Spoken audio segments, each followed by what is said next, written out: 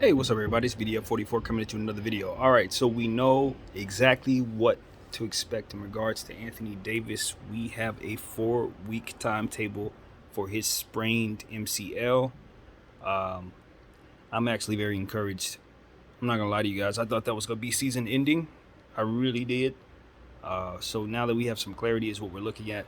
4 weeks is what it is. Um, Get well soon. What the Lakers need to do over the next 4 weeks is just try to maintain. As I said in the previous video, the Lakers are not really a team you want to look at in terms of the standings or look at in terms of their record over the next 4 weeks. Until they get Anthony Davis back, you're not expecting them to win too many basketball games. You're not expecting them to even compete in too many basketball games. And the reason why that is the case is because we just don't have any size to help us rebound the basketball and no perimeter defense to help us guard some of these players that are going to be shooting the ball very well. So we have a lot of defensive holes, is what I'm here to tell you guys. The roster is just not capable of doing certain things right now. With Anthony Davis, we struggled because he struggled, but without him, certain things are just simply missing. So yeah, this was already a very bad situation. Gotten significantly worse.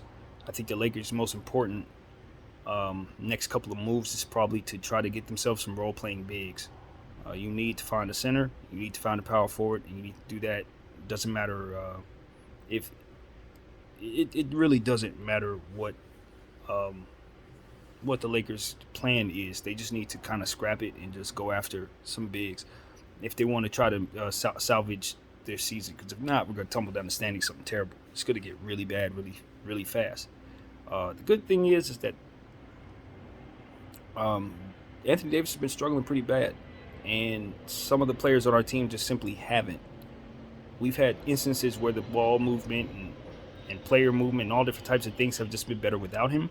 So hopefully we kind of build on the momentum from which that has been the case, because there have been some good sequences, including last night in a game that we played where the Lakers look better without him. So there will be sequences where that would be the case, but at the end of the day, you will miss his size, you'll miss his height, and you're going to miss his length in terms of being able to tip uh, the ball and things of that nature, getting easy buckets and stuff like that. He does affect a lot, but with him struggling as bad as he has, this will be a situation where the Lakers could kind of prove that they could play without him, kind of prove that they were better in some cases without him, and hopefully with the right pieces, Rob can help us get those pieces, and we can do some things that can maybe change things around.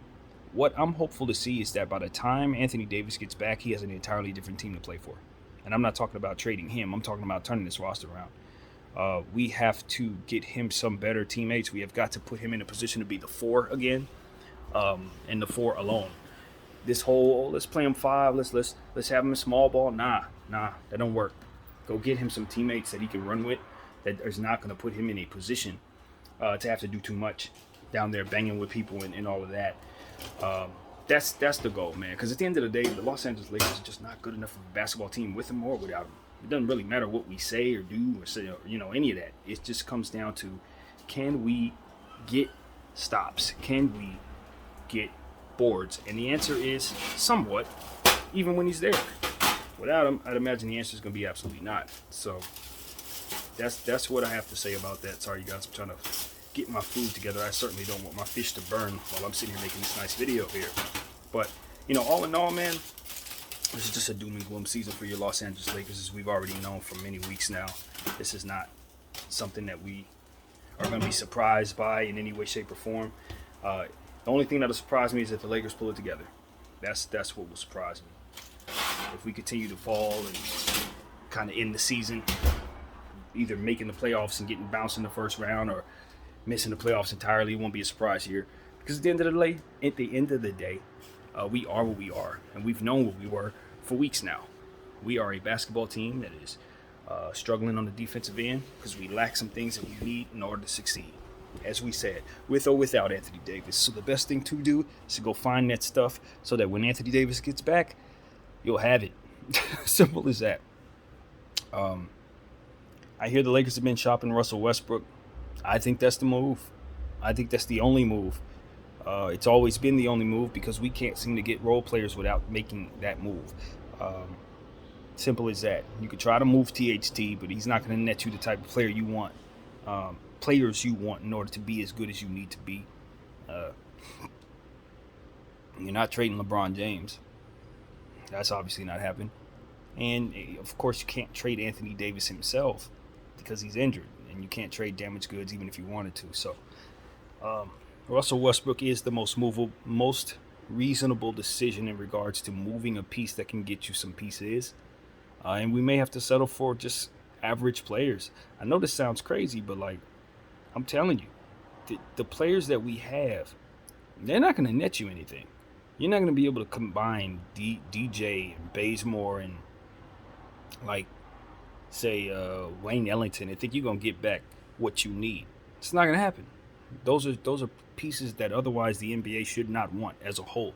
They're not going to want those pieces. You're going to have to throw in THT, Malik Monk, just about everything that's playing well. Austin Reeves if you're trying to get back a real player. Or you have got to try to make a good play move for Russell Westbrook. And in doing so, understanding that nobody's going to be inclined to make you better. No one's going to be inclined to help you fix your problems. They know you're in a desperate situation. They know you have championship aspirations. So they're going to lowball you for any deal that you do. So Laker fans need to be prepared for us not being as happy with our return, or Rob is going to have to more so pull a rabbit out the hat and do something miracle type of move. Now, we've seen him do these type of things. That's the thing.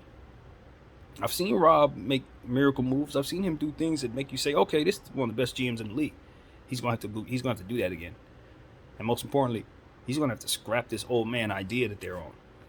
And with the looks of it, even though I'm very happy with this, signing Isaiah Thomas tells me that they haven't scrapped the idea that they need to get rid of the old mentality in terms of having older players. They seem to not quite understand the importance of getting youth on this team even now. But like I said, I'm happy with Isaiah Thomas on this team. I would have signed him too. So hopefully that's not the case. You know what I mean? Hopefully bringing in Isaiah Thomas is not an indicator that they're continuing to not see the fruit in bringing in youth. So yeah, a lot of people are blaming LeBron James for why our fit looks the way it does, why we have the roster the way we do. We've talked about this many times on this channel. I really feel like this was put together on purpose as a challenge, because a lot of people have said he hasn't had challenges in his career, even though I think that's ridiculous. I think he kind of bought into that and has wanted a unorthodox matchup team so that he could kind of drag them to the promised land and ultimately be crowned a champion. But I just find myself frustrated with that notion, simply because of what we're going through and how it looks now.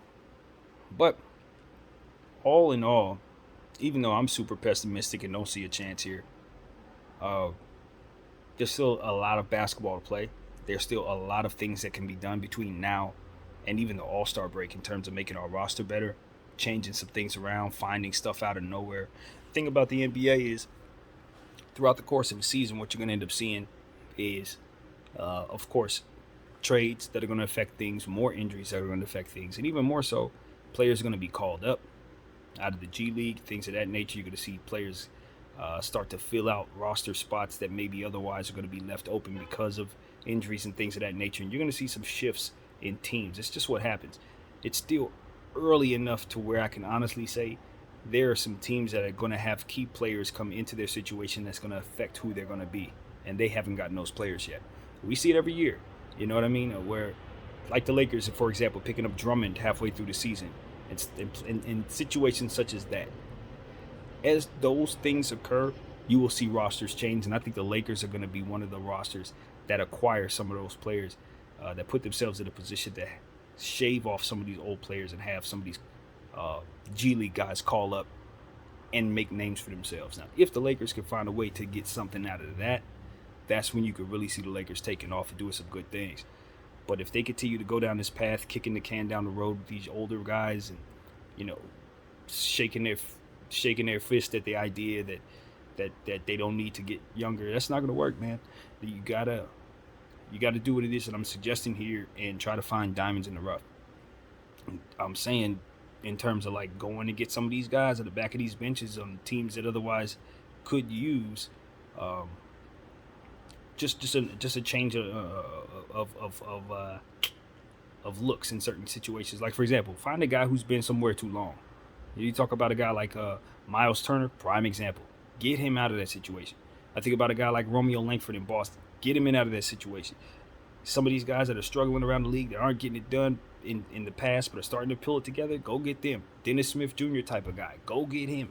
Find these guys whose value is low, but you know they can do something.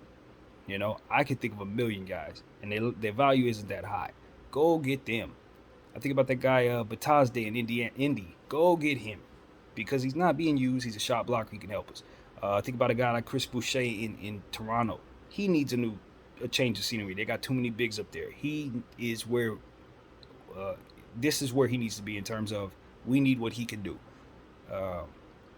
That's the type of stuff I want the Lakers to do. Just look at Bol down in Denver. They're not even using him. That's a player who could change the world for us. Go get him if possible. Make that type of move. That's what I want to see Rob Pelinka do. Get creative. There are guys all over the league that are not in great situations that need to be here. You know, R.J. Hampton in Orlando. He's not playing. Go get him.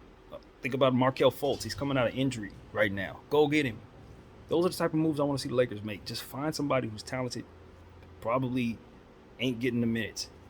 Some of these guys probably not going to be considered very good, but if you can develop them, you can get more out of them than what their current teams are getting out of them. Think of a guy like Kevin Knox. Yeah, he's considered a bust. Yeah, he can't do nothing. But guess what? You bring him here and let him be a weapon for LeBron James, and he's going to have new life. Even if it isn't the greatest thing in the world, you're going to find youth, and you're going to find the upside in situations like that.